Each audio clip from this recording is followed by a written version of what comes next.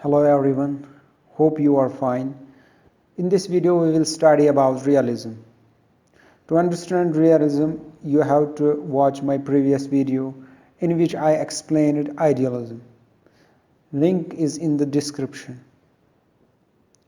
Realism is a theoretical approach to the study of IR. Realism means the practice of accepting a situation as it is. دنیا کی صورتحال کیا ہے نہ کہ کیا ہونی چاہیے. not what ought to be. Realism یا حقیقت پسندی کا آغاز دوسری جنگ عظیم کے بعد کے ایک پرانے نظریاتی نقطہ نظر کے رد عمل میں ہوا جس کو آئیڈیلزم کہا جاتا ہے. آئیڈیلزم پاور کے علاوہ بین الاقوامی قانون، انٹرنیشنل لا، اخلاقیات، مورالٹی اور بین الاقوامی تنظیم انٹرنیشنل آرگنائزیشنز پر زور دیتا ہے. آئیڈیلسٹ سکول خاص طور پر انٹروار کے دور میں ایکٹیو تھا. Interwar means existing in the period between two world wars that's from 1919 to 1939. امریکی صدر وڈرو ولسن اور دیگر آئیڈیلسٹ مفکرین نے لیگ آف نیشنز پر بہت سی امید وابستہ کی تھی.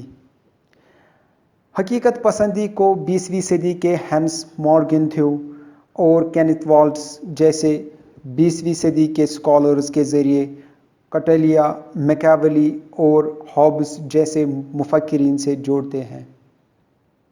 حقیقت پسندوں کا اصرار ہے کہ ہمیں عالمی سیاست کو اس طرح دیکھنا چاہیے جیسا کہ یہ واقعی ہے، ایز اٹ از. حقیقت پسندوں کا خیال ہے کہ بین الاقوامی میدان میں مین ایکٹرز ریاستیں ہیں. ہر ایک بین الاقوامی انتشار کے ماحول میں اپنے ذاتی مفاد کے لیے کام کرتی ہیں.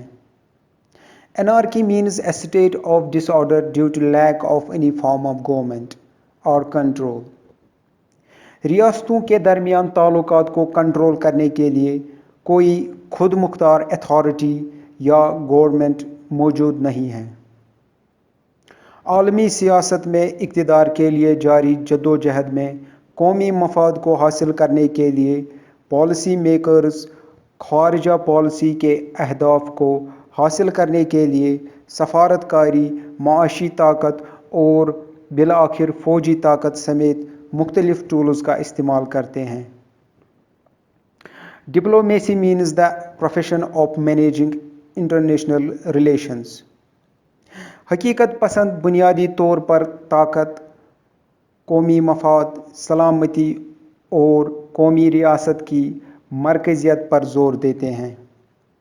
ریئلسٹز انسانی فطرت کی ثابت قدمی پر یقین رکھتے ہیں جو اچھی اور بری دونوں ہو سکتی ہیں. ریئلسٹز believe in the constancy of human nature which can be both good and evil. Security کی جستجو میں نیشنز وسائل تیار کرنے کی کوشش کرتے ہیں.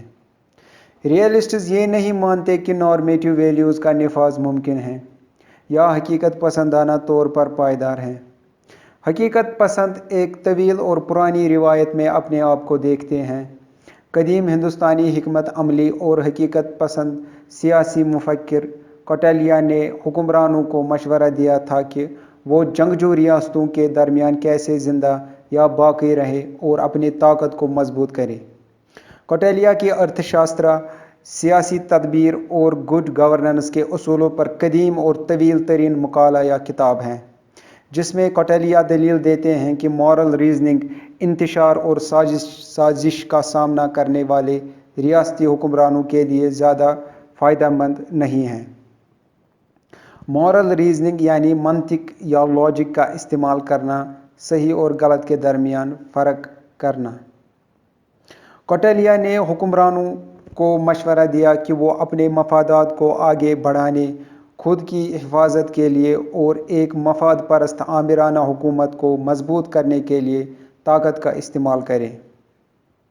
بہت بعد میں اٹلی میں سن 1500 عیسوی کے آس پاس میکاولی نے پرنس یا بادشاہ پر زور دیا کہ وہ اقتدار میں رہنے کے لیے عملی اقدامات پر توجہ دے اور سب سے بڑھ کر جنگی حربوں پر توجہ دے۔ آج میکاولی کو سیاسی عمل میں حقیقت پسندی کا بانی سمجھا جاتا ہے۔ Real politics means politics based on practical considerations rather than moral principles. Morgenthau نے دلیل دی کہ اقتدار اور اقتدار پر قابو پانے کی خواہش انسانی فطرت کے بنیادی پہلوؤں کی حیثیت رکھتی ہے۔ مارگن تھیو بین الاقوامی سیاست کو ایک ایسے عمل کے طور پر دیکھتے ہیں جس میں سفارت کاری یا جنگ کی بنیاد پر قومی مفادات کو حاصل کیا جاتا ہے۔ ریئلسٹس نے پولیٹیکل پاور کے استعمال کو اخلاقیات، مذہب یا نظریے کے اصولوں سے الگ کیا۔ ریئلسٹس کے نزدیک پاور ایک امورل اور سیکولر تصور ہے اور اس طرح اس کا استعمال بھی ہے۔ امورل مینز وداؤٹ مورلز، اخلاقیات کے بغیر۔ سیکولر مینز نو ریلیجس بیسس، مذہب کے ساتھ کوئی تعلق نہیں۔ حقیقت پسندی کے اسٹرکچر کی بہتر وضاحت ریاست کی بنیادی تجویزات کے ذریعے کی جا سکتی ہے۔ نمبر فرسٹ، اسٹیٹس خود مختار ایکٹرز ہیں جن کو طاقت کے جائز استعمال کی اجارت داری یا ادھیکار ہیں، دونوں ریاست کے اندر اور ریاست کے باہر کے معاملات میں۔ اسٹیٹس قومی مفادات کو حاصل کرنے کے لیے ریشنل انڈیویجولز کی طرح کام کرتے ہیں۔ نمبر ٹو، اسٹیٹس ایک بین الاقوامی نظام کے تناظر میں کام کرتے ہیں جس میں اتھارٹی یا گورنمنٹ کی کمی ہے۔ دیر از نو گورنمنٹ ان انٹرنیشنل لیول، یعنی بین الاقوامی سطح پر کوئی قانون یا گورنمنٹ نہیں ہے جو ان ریاستوں کو کنٹرول کر سکے۔ انتشار میں ریاستیں سیکورٹی، مارکیٹس، اثر و رسوخ اور بقا کے لیے دوسری ریاستوں سے مقابلہ کرتی ہیں۔ آج عالمی سیاست میں international organizations, multi national corporations اور دیگر سپر نیشنل اداروں کے باوجود اسٹیٹس اپنی طاقت کو زیادہ سے زیادہ اور خود مختاری کو برقرار رکھنے کی کوشش کرتی ہیں۔ اسٹیٹس کی آزادی کو تحفظ کے لیے ضروری سمجھے جانے والی پوری تاریخ میں بیلنس آف پاور یعنی طاقت کا توازن ہے۔ بین الاقوامی نظام کے کھلاڑی خود مختار ایکٹرز یعنی اسٹیٹس ہیں، عام طور پر قلیل وسائل کی حدود میں اپنی سیکورٹی بڑھانا چاہتے ہیں۔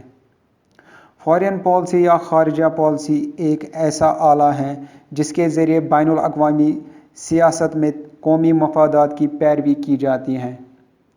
قومی سلامتی، نیشنل سیکورٹی اور قومی مفاد، نیشنل انٹرسٹ کے دفاع سے وابستہ فارن پالیسی کے نظریے کا مطلب یہ ہے کہ بین الاقوامی نظام کو کمپٹیشن اور کنفلکٹ کی خصوصیت حاصل ہے۔ بین الاقوامی نظام ہمیشہ جنگ کے خطرات سے معمور رہتا ہے اور فائدہ نسبتاً زیادہ طاقت والی ریاستوں کا ہوتا ہے۔ حقیقت پسندوں کے لیے عالمی سیاست پاور اور نیشنل انٹرسٹ کے بارے میں ہے۔ یہی وجہ ہے کہ اسے اکثر بین الاقوامی سیاست کا ایک پاور پالیٹکس ماڈل کے طور پر پیش کیا جاتا ہے۔ جیسے ہنس مارگن تھیو کہتے ہیں کہ سیاست انسانوں پر اقتدار حاصل کرنے کے لیے ایک جدوجہد ہے اور اس کا آخری مقصد کچھ بھی ہو، طاقت یا اقتدار ہی اس کا پہلا ہدف ہے اور اسے حاصل کرنے، برقرار رکھنے اور اس کے مظاہرہ کرنے کے طریقے سیاسی عمل کی ٹیکنیکس طے کرتی ہیں۔ پاور یا اقتدار کی سیاست کا نظریہ دو بنیادی مفروضوں یا مانیتاؤں پر مبنی ہے۔ لوگ بنیادی طور پر خود غرض اور کمپٹیٹو ہیں۔ مطلب یہ ہے کہ خود پسندی انسانی فطرت کی وضاحتی خصوصیت ہے۔ ایگوئزم means the quality of being excessively self-centered. ریاستی نظام بین الاقوامی انتشار کے تناظر میں کام کرتا ہے۔ اس میں خود مختار ریاست سے زیادہ اور کوئی اتھارٹی یا گورنمنٹ نہیں ہے۔ حقیقت پسندی کے نظریے کے بنیادی خیال کو اس ایکویشن میں بیان کیا جا سکتا ہے: خود پسندی پلس انتشار برابر ہے پاور پالیٹکس کے۔ Egoism plus anarchy equals power politics. کچھ نے مشورہ دیا ہے کہ یہ تشکیل حقیقت پسندی کے اندر ایک بنیادی نظریاتی غلطی کا حامل ہے اور اسے دو الگ الگ مکاتب فکر میں تقسیم کرتا ہے۔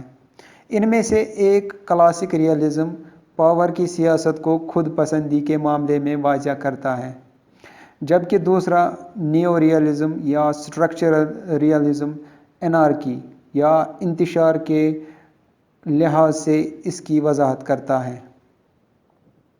We will study about neorealism in the next video.